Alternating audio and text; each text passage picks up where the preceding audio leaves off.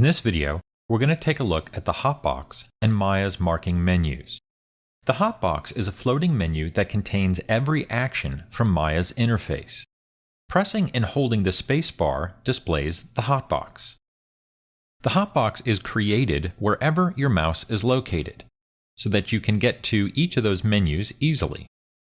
Across the top of the Hotbox, you can see all of the common menus, and at the bottom, you get the menus from each of the individual menu sets.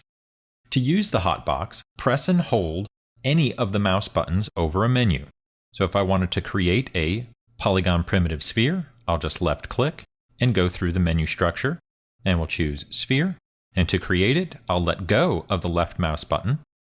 And now I can see that my sphere is created.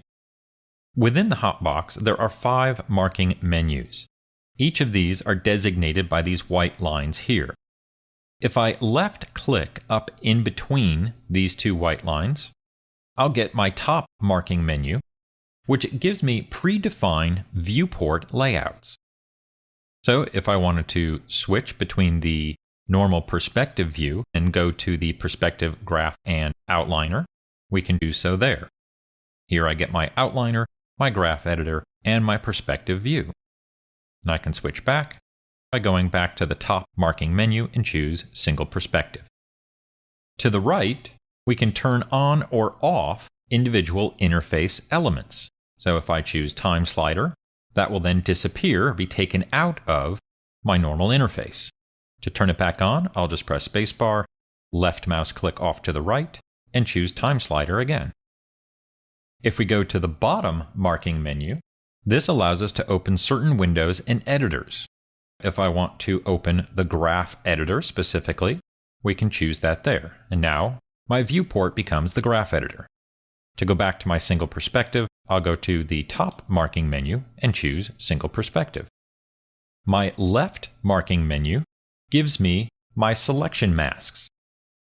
And our last marking menu is located in the center right on the Maya button itself. If you left-click, you can switch between your different cameras. Now I'm in my left view, and now I'm back to my perspective view. You can also customize your Hotbox under the Hotbox controls. For instance, I could choose to hide all, and that will allow me just to use my marking menus, my middle marking menu, and my most recent commands. And we can turn all of that back on by going back to our Hotbox control and choose Show All. Or we can choose just to see the polygon menu set. We'll go back and we'll just choose Show All. Maya also has numerous separate marking menus for different features and functionalities.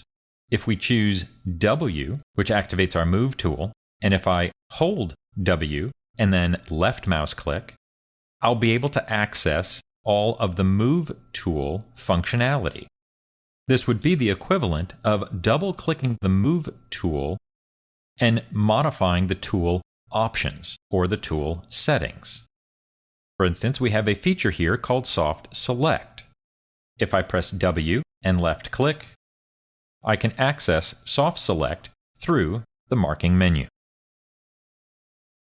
This works with all of our transformation tools, like E for rotate and R for scale. We also have context-sensitive marking menus, and let's go to our sphere here. Oh, and I clicked on pSphere 1 there at the very top of my menu.